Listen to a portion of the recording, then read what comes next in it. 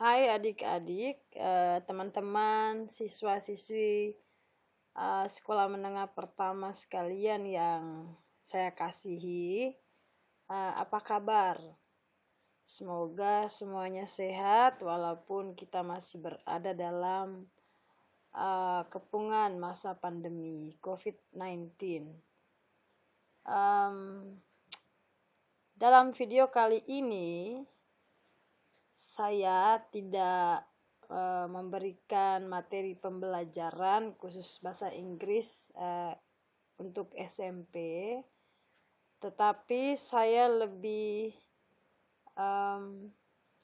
ingin memberikan sebuah trik dalam mempersiapkan diri untuk ujian nasional bagi adik-adik sekalian yang sekarang sedang berada di kelas 9. Nah, salah satu trik untuk bisa mempersiapkan diri dengan baik dan mengikuti ujian nasional nanti dengan baik, salah satu cara yang terbaik adalah dengan mengenal apa saja indikator-indikator pencapaian kompetensi atau indikator-indikator soal yang sering sekali dikeluarkan dalam soal ujian nasional. Ada baiknya kita mengenal beberapa indikator yang sangat sering keluar dalam soal ujian nasional, sehingga sebelum mengikuti ujian, adik-adik sudah mengetahui kata-kata kunci atau jenis pertanyaan-pertanyaan kunci yang harus adik-adik kuasai, sehingga ketika soalnya muncul setelah teks ujian, itu adik-adik sudah punya bayangan, oh ternyata jenis pertanyaan seperti ini mengarah ke indikator menentukan apa misalnya. Baik, sebenarnya indikator-indikator soal yang dipakai itu sama untuk semua jenis teks yang ada di dalam mata pelajaran bahasa Inggris khusus SMP.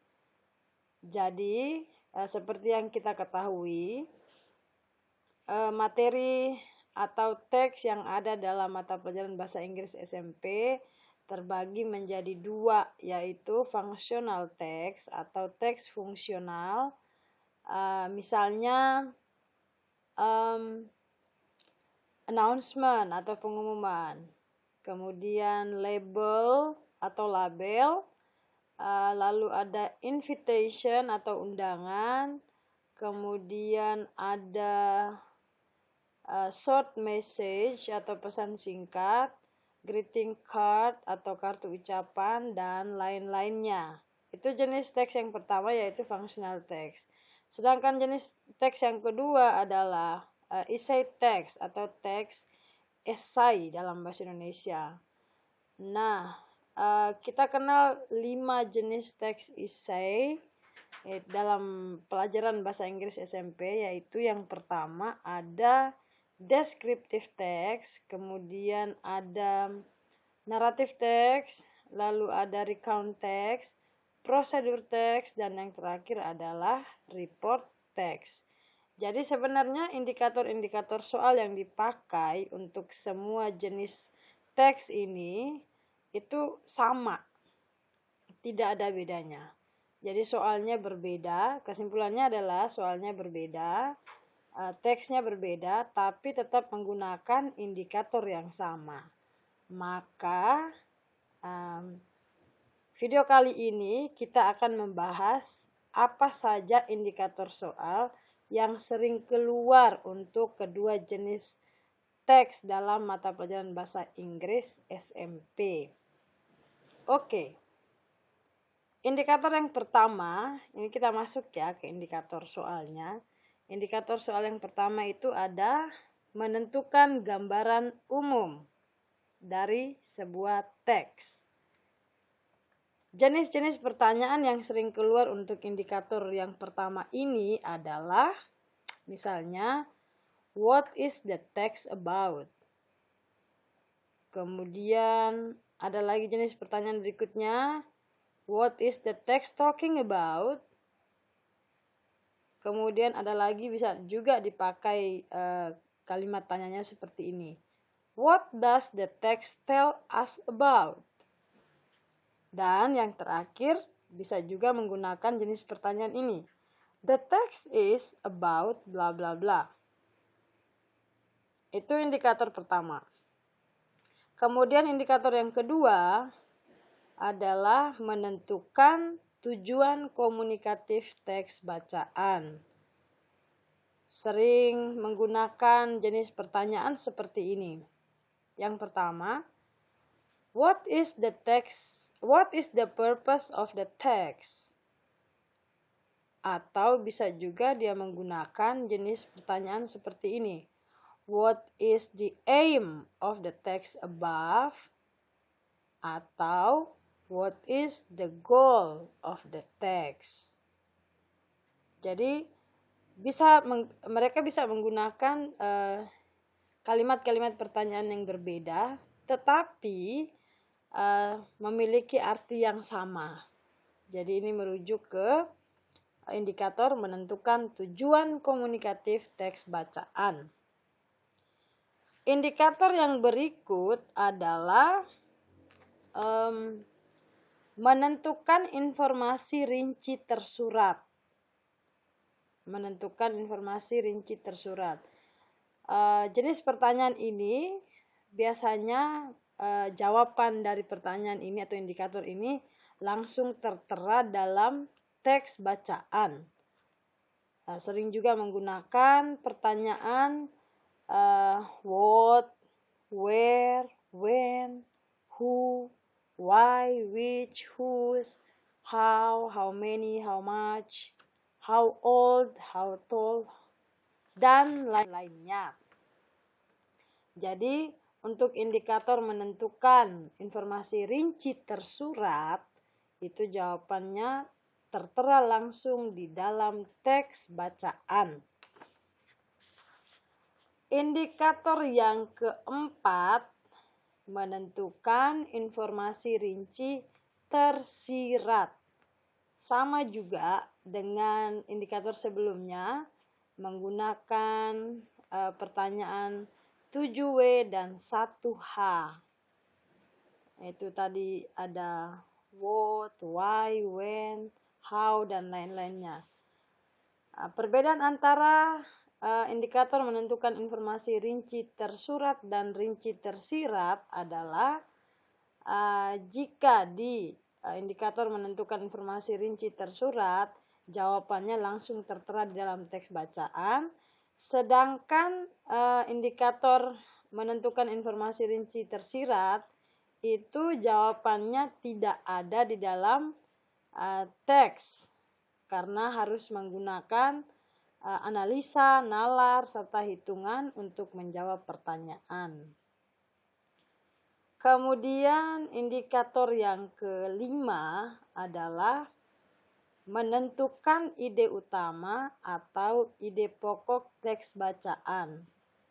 Nah, untuk menentukan jawaban ide pokok teks bacaan dalam sebuah paragraf, kita dapat menentukannya pada kalimat pertama atau di tengah kalimat atau di tengah paragraf maksudnya, ataupun juga bisa berada di akhir kalimat, akhir paragraf maksudnya. Jadi sama seperti mata pelajaran bahasa Indonesia, teman-teman juga belajar tentang ide utama atau ide pokok, atau dalam bahasa Inggrisnya the main idea. Kemudian indikator yang keenam itu adalah menentukan rujukan kata. Nah, rujukan kata ini biasanya cara menentukan rujukan kata itu adalah dengan memperhatikan subjek pada kalimat sebelumnya. Jadi saya kasihkan contoh, misalnya Rudy, Sandro, Veron sedang berada di lapangan. Mereka sedang bermain sepak bola. Mereka sudah sedang bermain sepak bola selama 2 jam. Kemudian pertanyaannya adalah kata mereka atau kata ganti mereka dalam teks singkat di atas merujuk kepada titik-titik-titik. Berarti kita harus mencari jawaban. Di mana jawabannya? Pasti harus melihat pada subjek di kalimat sebelumnya. Kita dapatkan subjeknya berada di kalimat pertama. Jadi mereka merujuk kepada Rudy, Sandro, dan Veron. Seperti itu.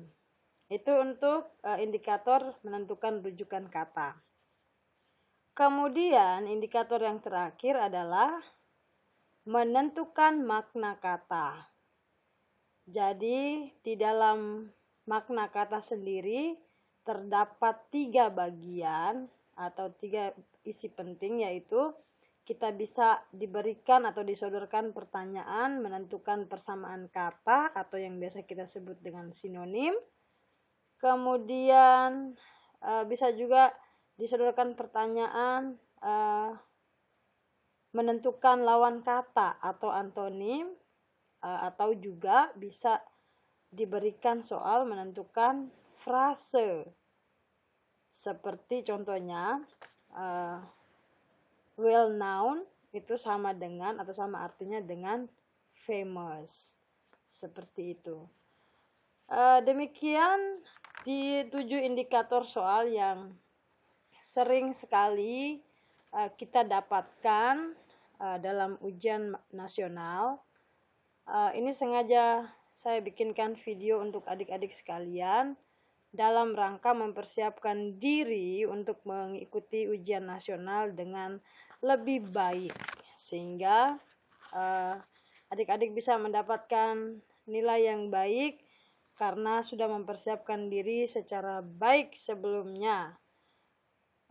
Semoga video ini bermanfaat untuk adik-adik sekalian, untuk teman-teman sekalian, atau mungkin juga teman-teman atau rekan-rekan guru bahasa Inggris lainnya untuk direkomendasikan sebagai bahan persiapan bagi siswa-siswinya di sekolah.